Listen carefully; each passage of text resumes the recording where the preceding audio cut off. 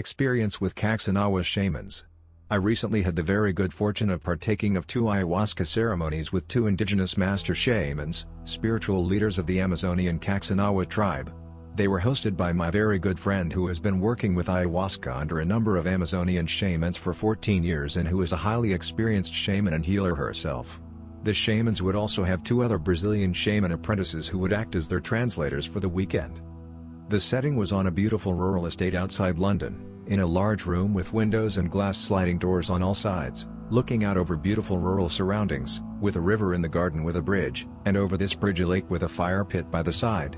It was a stunning location to be in for the weekend, and it was nice and sunny for the most part, which only added to the aesthetic spectacle, and it sure did make a nice change from where I am currently based. I was feeling good, excited to be there and connecting with friends new and old. And prior to this I had been paying more attention to lifestyle in terms of diet, and exercise and sexual abstinence than I had previously, in the hope of bringing a little more to the table than with my last encounter. Ayahuasca tended to be gentle with me, so I felt it couldn't hurt to follow some of the dieta guidelines in an attempt to increase my sensitivity to the brew. This would be the largest group of people I had ever drank with before, at around 40 people, with slightly more the second night. It was an interesting mix of people, all walking their own paths. A number were healers, shamans and mystical people of one kind or another, and a few I recognized without having met them before. I got a lift in with a lovely lady friend, an older, very friendly guy, and a great Colombian guy who was a drummer and ran ceremonies with Coco. We arrived when there were a few others already there, with more arriving all the time. We found our places, made ourselves cozy and met and chatted with people. Everyone seemed very open and friendly. It was nice. I took in a bit of nature outside for a bit and sat by the fire pit and lake, and spoke with a shaman I recognized who works with movement and dream work. I speak to another nice guy. It would be his first meeting with ayahuasca. Prior to the ceremony I had some rape, mapacho, snuff. At this time it was quite gentle with me, more so than I had experienced previously, but I could feel energy buzzing in my head. Despite all the snuff in my nostrils, it cleared up my airways and I felt grounded afterwards. As darkness fell on the Friday Eve, we all gathered in the room, and the shamans welcomed us. They told us of some of the Amazonian ayahuasca legends, and then discussed the medicine itself and how their lives had entwined with the vine. After the talk, with the night encroaching, so began the first ceremony. Measures were poured, and interestingly to me it seemed that everyone got more or less the same quantity. This was some of the nastiest ayahuasca I've ever drunk. It was very viscous and thick and incredibly bitter, and was hard for me to get it down. It was touch and go whether I'd purge immediately for the first minute, but I managed to keep it down. The shamans held silence for 20 minutes before starting to sing amazing icaros, while playing guitar, which was a very nice addition, and there was drumming alongside. I've never experienced icaros of this power and majesty before. It was an amazing spectacle. After some time, I felt myself slip into a dreamy embrace. I felt content, at peace. It was a soothing feeling, pleasant and benign. For some time, this is all that happened. I was a little annoyed at myself and cursed my hard head. While this was pleasant, I certainly wasn't getting any work done on myself. Sometime later I purged. The offer of a second measure was announced. I decided to partake. I drank it down, but almost immediately after sitting down on my mat, I purged it right back out, much to my annoyance. I thought at that time that I had misfired, and this ceremony, for me at least, would not really be going anywhere. How wrong I was. I'm not sure if I managed to absorb some ayahuasca essence in those few seconds it was in my stomach, or if the act or purging induced the experience to deeper levels. But I remember shortly after purging, I started to feel anxious, and the trance I was in deepened. I can't recall feeling anxious like this before with ayahuasca, when in fact there wasn't that much going on. It seemed like something big was in the pipeline. The experience began to build, and build, and build. I found myself in deep water, much deeper than I had ever experienced before with ayahuasca. I've experienced ayahuasca a few times over the years. I'm no spring chicken, but this was many times stronger than I had experienced. The visions were powerful, but they did not relate to anything in the real world. I did not see objects, or animals or plants, or people, or spirits or entities or anything like that. I saw many colorful abstract moving colorful geometric forms, and this compromised the visionary architecture of all my ayahuasca experiences. At the same time though, I was having a very hard time. All my life experiences, my memories, my relationships with other people, all the fundamental aspects that make up my humanity, all were spinning around in a vortex or blender and slapping me in the face with incredible force. I was vibrating, particularly my arms. My lady friend had felt this previously, then I was, like a tremor going through me. I had felt something similar on iboga before, but this was distinct. I can't recall having felt this so tangibly on ayahuasca before. The experience was harrowing and very humbling, and I felt very tangibly what it is to be insane. Insane in a total and unhinged way. It was an experience of darkness and of shadow, not of love and light. Not that this is in any way a bad thing. Insanity can come in many forms, I think, but this was certainly a form. I got from this a sympathy for schizophrenics and the mentally ill that will stay with me for the rest of my days.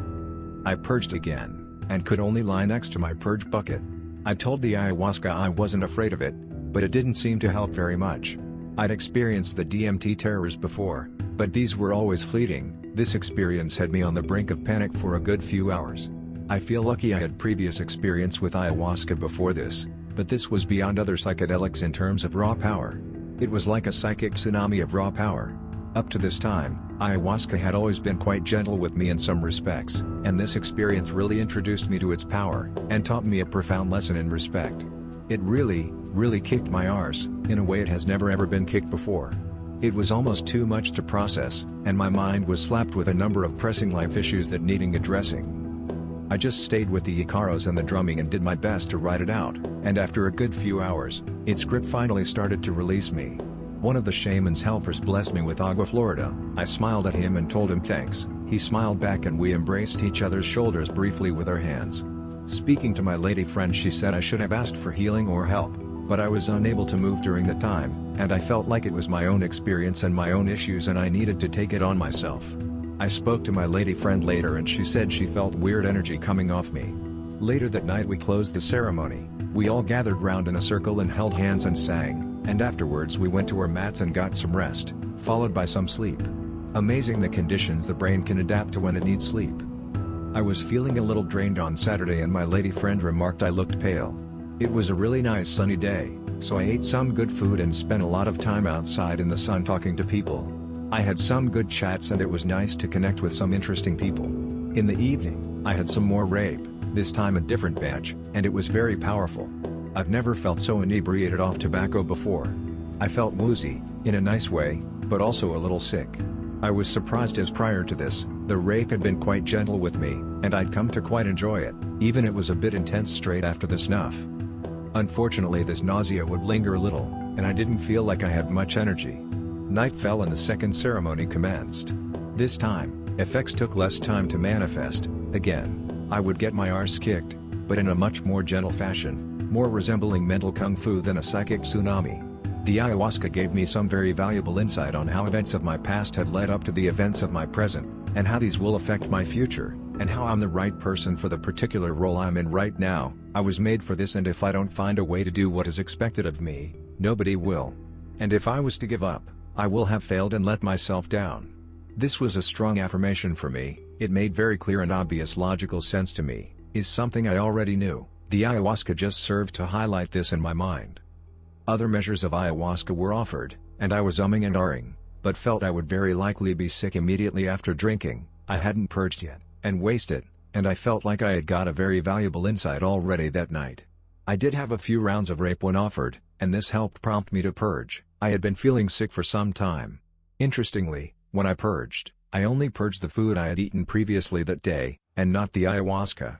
There were sounds of laughter, and of wailing, both extremes of the emotional spectrum, and while I seemed to be pretty quiet when purging, some people roared when doing so. I have never ever heard purging like that before. Despite feeling a bit sick, lots of people were dancing to the icaros and the drumming, so I got up and joined them and danced for some time and sang. Later that night, we all sat in a circle and the shamans and their helpers went around blessing everyone. In the early morning, we closed the ceremony, and I was feeling quite drained and a little faint and feverish. After a little rest, it was time for the sananga. One of the shamans went around one way, and one of his helpers went around the other. When the sananga drops were applied to the eyes, some people screamed and writhed about.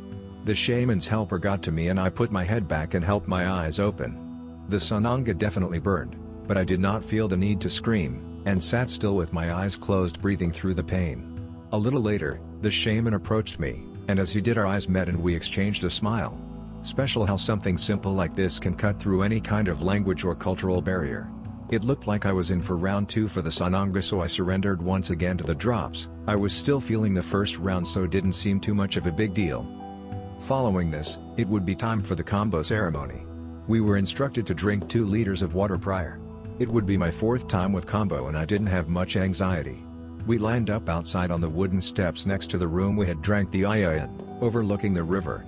The shaman came around to me, again our eyes met and we exchanged a smile. He burnt 3 little marks on my right arm and his helper came around and applied the combo venom. I had been feeling quite cold outside, and the first thing I noticed was a surge in internal heat, which given the circumstances, was actually quite pleasant. For a little while. Then a knot began to rise in my throat, and my insides felt like they were being wrung out like a dirty sponge. These feelings began to build along with the nausea until I began to purge. This was a pleasant release of the water I had drunk.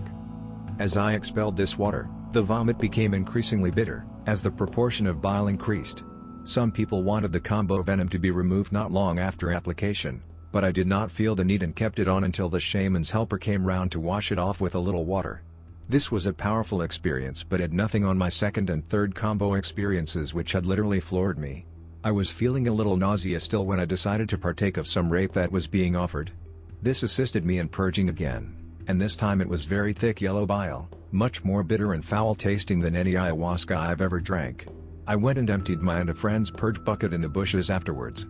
It's funny, as prior to this, I'd been feeling a little faint and my lady friend and a few others remarked I was looking pretty pale. But after the combo I was feeling better. Funny how the thing that picked me up was a little highly potent frog venom. After this I slept for a while. On waking, someone remarked how radiant I was looking, and others said some very nice things to me. I was touched. I got ready to depart, still tired, saying my goodbyes to people. Lots of hugs were exchanged, and new friendships were formed. It was a long journey back to my lady friend's abode in London, and I had a long sleep that night. I flew back home the next day, and noticed that when meditating on the flight it was much easier to stay mindful and present, with much less distracting thoughts coming into play, and I felt refreshed afterwards. I also didn't get sleepy on the plane like I usually do and was happy to just be, and had a nice chat to the guy sitting next to me. I had a deep and restful sleep that night after arriving home in the evening. This was a special weekend for me. It was very hard work but of great personal value. It gave me a lot of hope for the future to see all these people of different nationalities coming together and showing each other compassion and fellowship. There were no barriers due to race or age or gender, everyone was united as one people, and this gave me hope for the future. This stood out to me in such incredible contrast to what is going on in other parts of the world, where people are killing people over differences in religious or political views. Anything that has the power to bring people together in this way should be embraced, I think. Obviously ayahuasca's power transcends this effect alone, but it is definitely one of its most special and important facets in my view. It is now up to me to bring the insights I gained and act on them.